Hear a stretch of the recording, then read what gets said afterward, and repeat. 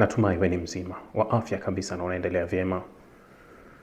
Nimekuja tuzungumze tena kidogo. Mambo mengi yanaendelea. Ukitoka ukirudi, huwezi kueleza yaliyokwisha kutokea. Yanakuwa ni mengi yametokea. Hata kama nitazungumza na wewe mara 5 kwa siku, bado siwezi kumaliza matukio yanayotokea. Mambo yanakwenda kwa kasi sana na spidi kubwa. Yes. Nilikuwa nafuatilia interview moja ya Larry Johnson. Huyu ni former CIA. Alikuwa anaelezea yani yeye anavyoiona vita hii ilivyo na inavyoelekea au ilipofikia na itavyokuwa. Mambo mawili aliyajadili kwa kina kuhusu kile kinachoendelea hivi sasa na kile tunachokiona na kwenye kile uhalisia. Lakini akazungumzia nafasi ya Marekani ya kile ambacho unaweza kusema vyombo vya habari vya Marekani vinazungumza kuhusu limited weapons. Yani wanasema silaha za kiwango ambazo Marekani anazo kwenye mzozo huu. Nadhani Daniel Kane alilizungumza mapema wakati kabla ya mzozo, alimwambia Trump kuwa tuna silaha chache, hatujui mzozo utakuwa muda gani huu. Alizungumzia pia kuwa nafasi ya silaha za Marekani ziko kiasi gani. Mimi nitakuwa najaribu kuambia kile alichokuwa nakisema. Kwanza alisema kuhusu hali iliyopo hivi sasa na kile kinachoripotiwa. Akawa yeye anaainisha kuwa kilichopo ndani ya Israel kinaweza kikuwa kikubwa kuliko hata miji ya Gulf ambayo tunaiona ipo kwenye hali ngumu. Kwa hiyo tunachoweza kuona hivi sasa ni udhibiti tu wa taarifa. Lakini akawa anaainisha kuwa kwa yeye anasema kwa sababu yeye ni former CIA, anazungumza kuwa ana watu ndani ambao anazungumza nao kuwa kuna pressure kubwa ya umma kwa sababu kuna ile amri ya sheria kuwa usitoke umbali, yani umbali wako usizidi mita 20 toka sehemu yako unaoishi. Maana usitoke kwenda sehemu yoyote ili itapolia alarm iwe rahisi wewe kukimbia kwenye banka kule chini uende ukajifiche. Usiende mbali. Lakini shida imekuwa upungufu wa vyakula. Maana vitu haviji tena miji yenye watu vyakula. Kwa hiyo ni kama kuna pressure ya raia wanataka kutoka kwa ajili ya kwenda kufanya mahitaji, lakini askari wanakuwa wanatumia nguvu kuwarejesha kuwa hamna mtu kutoka. Alikuwa akizungumza hilo kwa kiwango chake. Amezungumza kuhusu silaha. Kiasi gani Marekani anaweza kukaa kwenye mzozo. Hapishani na watu wengi tunaoamini kuwa Marekani alipanga mzozo mfupi sana. Alipanga vita fupi sana. Lakini ni kama vile inaenda nje ya mipango. Unaweza kusema imewapalia. Sio mipango inavyokubalika. Mazungumzo ya mwisho mimi na wewe nilizungumza nikakwambia kuwa kwa mujibu wa Donald Trump na Israel kuwa walikuwa wameangamiza uwezo wa 90% wa Irani kufanya mashambulizi. Lakini Irani wamefanya mashambulizi mchana wa leo. Taarifa iliyoandikwa kwenye Haaretz ilitaja kuwa makombora 6 ya balistiki yalipanguliwa. Sasa nani ameyarusha? Lakini vyombo vya habari vya Israel vimeripoti mashambulizi yaliyopiga kwenye uwanja wa ndege wa Ben Gurion. Nani amefanya? Kwa hiyo kuna kile ambacho kinalazimishwa kwenye vyombo vya habari. Jukwaa huru lilikuwa TikTok, lakini unafahamu TikTok hivi karibuni iliuzwa. Kwa hiyo ina udhibiti mkubwa wa taarifa, udhibiti mkubwa wa vyote ambavyo nimeshavieleza kwa kina. Johnson anaamini Daniel Kane alikuwa yuko sawa kumwambia Donald Trump tusikae kwenye hii vita. Wao tusiende kwenye hii vita. Kwa sababu kwanza haina mkakati kuwa tunakwenda lini kwa wakati gani na tutapigana muda gani na tunataka nini. Ndio maswali yamekuwepo. Nadhani kwa sababu ya vyombo vya habari au mitandao ya kijamii tunapata video nyingi kutoka Marekani, wakiwemo maafisa wa kijeshi, wakiwepo wanasiasa katika malumbano makubwa yanayoendelea ndani ya Marekani. Marekani kuna lile wimbi la kutokukubali. Nadhani baada ya kura ya Senate na kura ya wale wawakilishi ni kama imeamsha ari ya Wamarekani wa kawaida ku express feeling, yani kuonyesha hisia zao kuwa no, hiki tofauti, hatutaki.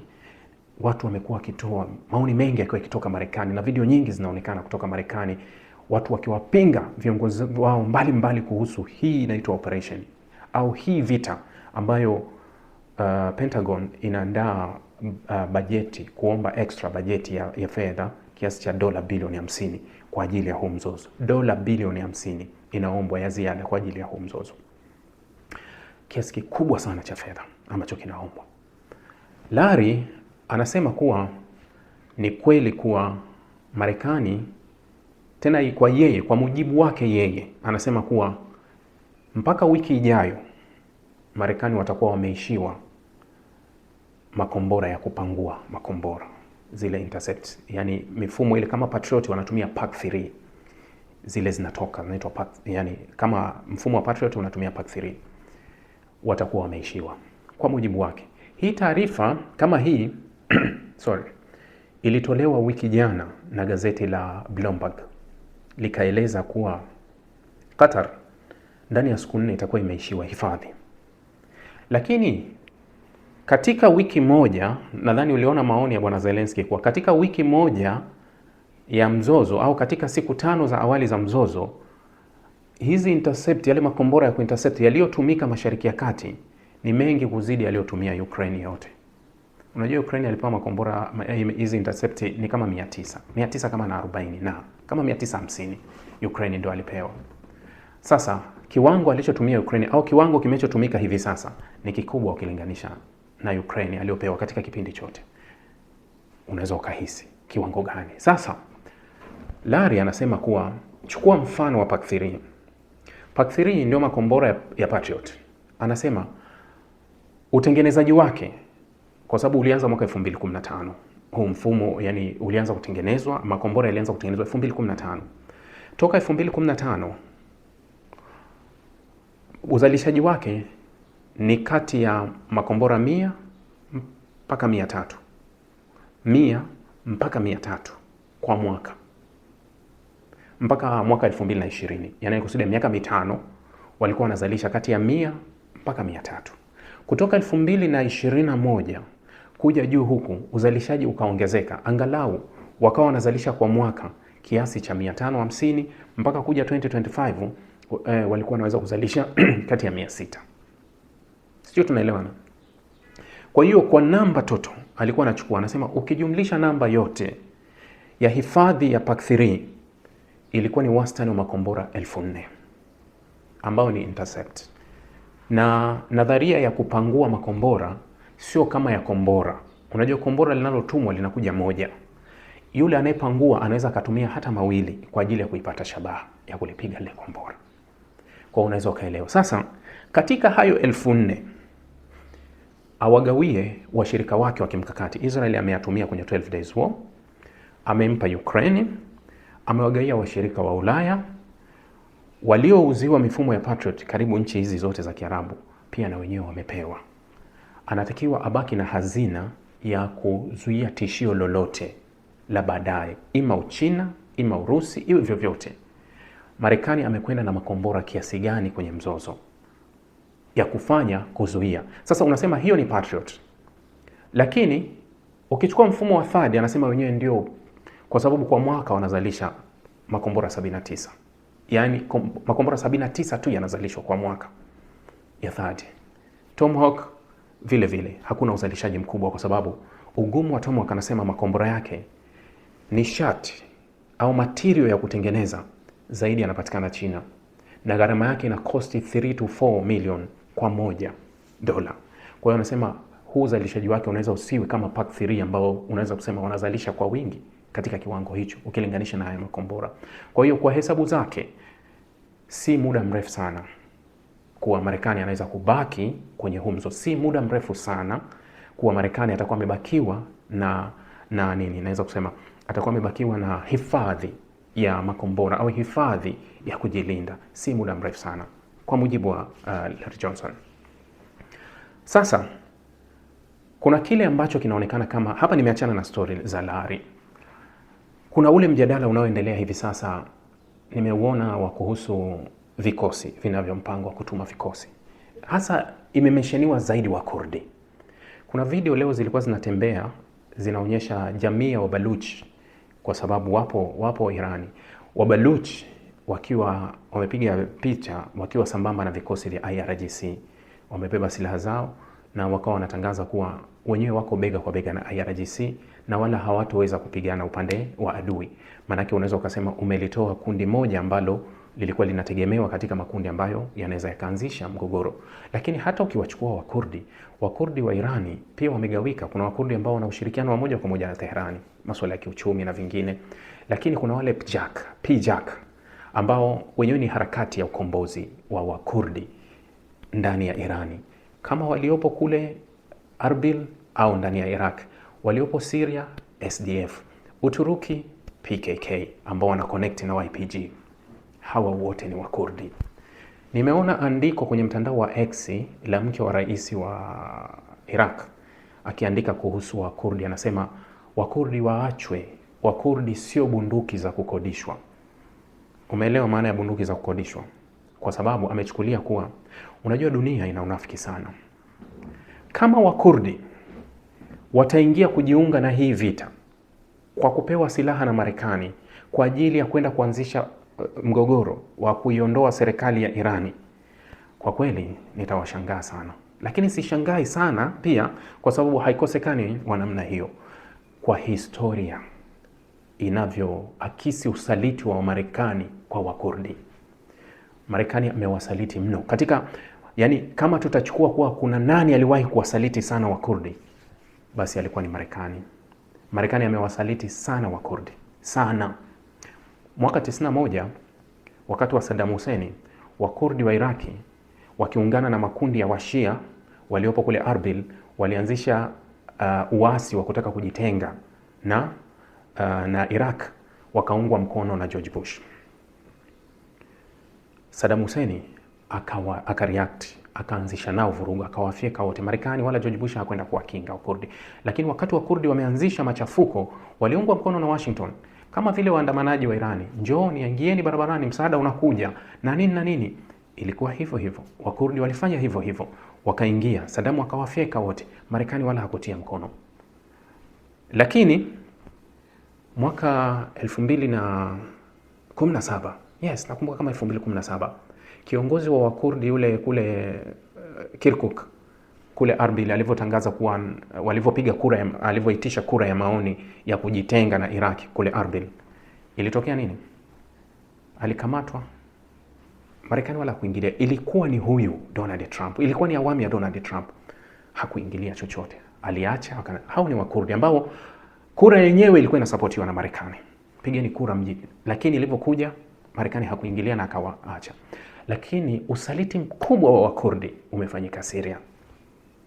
Usaliti mkubwa wa Kurdi ulifanyika Syria, na ulifanyika kwa miaka mingi. Marekani imekuwa ikiwaunga mkono wa Kurdi ambao wanatangaza kuwa wanapigania eneo lao, hasa upande wa Uturuki. Lakini upande wa Syria, toka awamu ya kwanza ya Donald Trump alijiunga na Wakurdi. Hawa SDF hawakuja hivi sasa.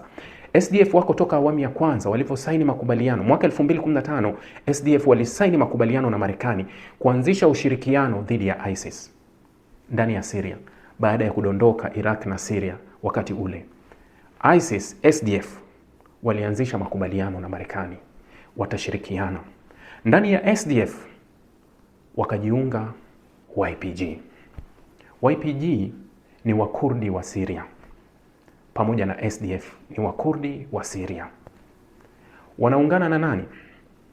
YPG wana undugu na PKK. PKK ndio Wakurdi wa Uturuki wenye uhasama na Uturuki. Kwa hiyo Uturuki ikawaona YPG ambao wana ushirikiano na SDF ni wale wale PKK. Ndio maana Uturuki ikaweka mipaka yake kwenye tahadhari kubwa. Katika kipindi chote Marekani ana ushirikiano na Wakurdi wa Syria, Uturuki ilikuwa kaweka tahadhari, kwa sababu Uturuki anawatambua kuwa SDF ni magaidi, YPG magaidi, PKK magaidi. Wote anawatambua kama magaidi. Hawa wana connect kwenye ile ya kina Abdallah Öcalan, kiongozi wa Wakurdi ambaye alikamatwa miaka mingi sana Nairobi. Mwaka 99 alikamatwa Nairobi. Hiyo ndio ina connectia kutoka huko. Sasa wakati wa awamu ya kwanza ya Donald Trump 2018, baada ya kutangazwa kuwa ISIS wamemalizwa, Trump aliagiza vikosi vya Marekani, askari 2000 waondoke. Ikawa hofu kuwa ikiwa askari 2000 wa Marekani wataondoka kwenye mpaka wa Syria, ni hatari ya Wakurdi kuangukia kwenye mikono ya Uturuki na watamalizwa. White House ikamsukuma Trump kuwa ni hatari, hatutaki kufanya hiki. Wakati huo mshauri wake alikuwa ni John Johnson, akamwambia no, hii hatuwezi kufanya, akatulia. 2019 Marekani akaondoa wapiganaji wake, wakaachwa kiasi. Sehemu aliyoondoa, kama mnakumbuka, mwaka 2019 Uturuki aliingia kwenda kufanya mashambulizi ya anga, akawarudisha nyuma SDF kwa kilomita 30.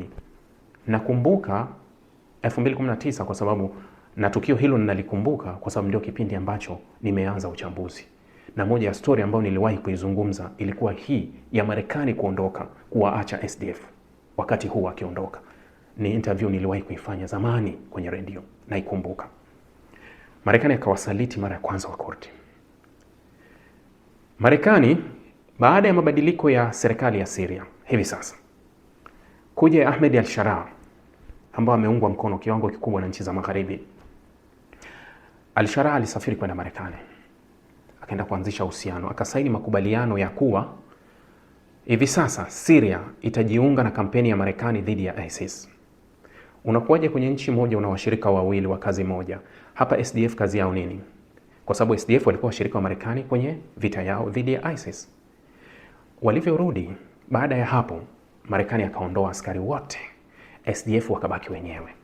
Lakini katika makubaliano Marekani alikuwa amehakikishia SDF kuwa hakuna makubaliano yoyote Marekani ataingia na serikali ya Syria bila kuwepo kifungu kitachowalinda SDF. Yaani kwa SDF wataendelea kubaki eneo lao na watashikilia maeneo yao bila shida yoyote. Nini kimetokea juzi mwezi Januari? Nadhani nilizungumza na wewe vita hii iliyotokea. Kwa sababu jeshi la Al-Sharaa lilienda kuwatandika SDF, Marekani akakaa kimya. Hapo hapo mwakilishi wa Marekani kwenye eneo hili, kwa sababu mwakilishi wa Marekani wa Syria ni Tom Barak ambaye ni balozi wa Marekani Uturuki, ndio anawakilisha hili eneo. Alienda kusemaje? Akasema kuwa Marekani haina ushirikiano tena na SDF kwa sababu ina ushirikiano na serikali ya Al-Sharaa. Usaliti mwingine uliokwenda kwa SDF ulikuwa huu. SDF wakaapa kuwa hatutokuja kushirikiana. Sasa hawa SDF ambao hutafutwa wakati tu wa matatizo, pale mambo yanapokaa sawa wanatupwa, wala hawajaliwi. Ndio na wasubiri tena kuwaona wanavyokuja tena kutaka kutumika dhidi ya Irani, kwa sababu wametumika dhidi ya Iraq wakaachwa, wametumika dhidi ya Syria wakaachwa, wametumika dhidi ya Uturuki wakaachwa. Sasa wanavutwa watumike dhidi ya Iran. Lakini hapa mzozo sasa kwa washirika wa kikanda. Pembeni unamwona Azerbaijan, licha kuwa ni mshirika wa Israeli, yeye anaungana mkono na Uturuki. Nilikuambia kuwa Uturuki na Azerbaijan ni ndugu. Kwa hiyo hawa Azerbaijan anaungana na Uturuki kwenye hili. Uturuki hataki hawa Wakurdi wapewe silaha kwa sababu anawafahamu Wakurdi, kwa sababu yeye Uturuki anashare mpaka na Irani, kuwa hawa wakipewa silaha siku wakishindwa kwa Irani watarudi kwangu. Kwa hiyo kuna mgogoro mwingine ambao umezaliwa hapa kati ya washirika wa upande mmoja, kwa sababu Azerbaijan anaunga mkono Israel, Uturuki anaunga mkono Marekani, Marekani anaunga mkono Israel, Israel wanaunga mkono makundi ya Wakurdi ambayo wanataka wayatumie tena kama vile walivyotumika huku nyuma, kuwa tunawatumia, baada ya pale tunawatupa, tunakwenda. Lakini kwa ukubwa gani walionao hawa Wakurdi ili waweze kufanya challenge ya mabadiliko? Kwa jiografia ilivyo ya ili eneo, jiografia ya Irani, jiografia ya mpaka wa Iraq na maeneo haya, ni ngumu sana kwa wao. Yani ni kama naweza kusema kuwa hata wakipewa silaha ni kama vile unaenda kutikisa mti wa mwembe.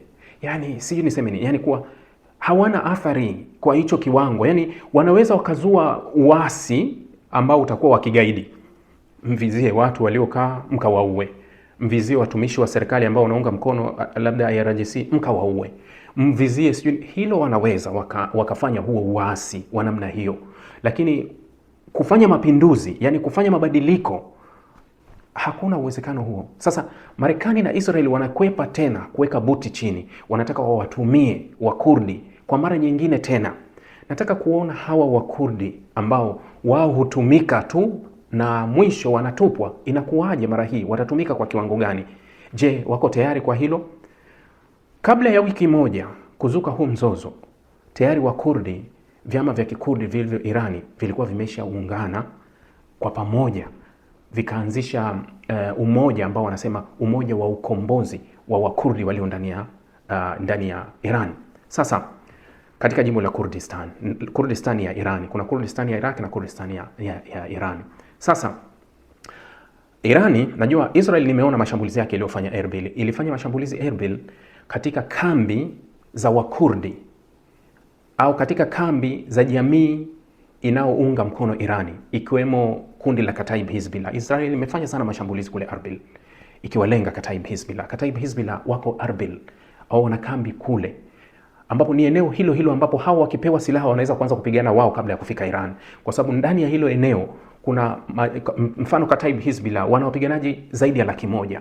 Hawa ni washia wa Iraq wanaunga mkono Irani. Kwa sasa ukichukua kundi la Wakurdi waliopo huko kwa Kurdistan, hata wakipewa silaha kabla hawajaingia Iran, nadhani wataanza kukabiliana na hawa kama Kataib Hizbullah. Israel imewashambulia, lakini Irani aliingia naye kwenda kuwashambulia Wakurdi wa ndani ya Erbil kule Kurdistan, wanaungwa mkono na Israel na wengine. Kwa hiyo ni kama vile bado Wakurdi wanacheza nje ya uwanja, lakini unabaki kwenye ile kauli kuwa waacheni Wakurdi.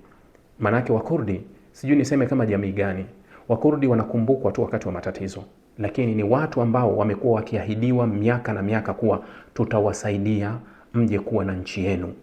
Zaidi ya Wakurdi milioni 30 mpaka 35 dunia nzima wapo, lakini sehemu pekee inayotambulika kama ni nyumbani ni Kurdistan, mji mkuu wa Erbil, ambapo iko ndani ya Jamhuri ya Iraq. Wako ndani ya Iraq, sio eneo huru, yani ni eneo lenye nusu ya uhuru, kwa sababu wana rais, wana bendera, wana nini, lakini sio eneo ambalo liko na uhuru wake. Hao ndio Wakurdi. Jamani, dakika nyingi nimezungumza. Inatosha. Nilikuwa natoa ufafanuzi tu kuhusu hii jamii kidogo ya Wakurdi ambayo huenda tukawashuhudia wakibeba bendera ya Israel na Marekani kwa ajili ya kupambana na Irani hivi karibuni. Shukran sana na asanteni, na mara nyingine nitakuja kwa update zingine. Asante.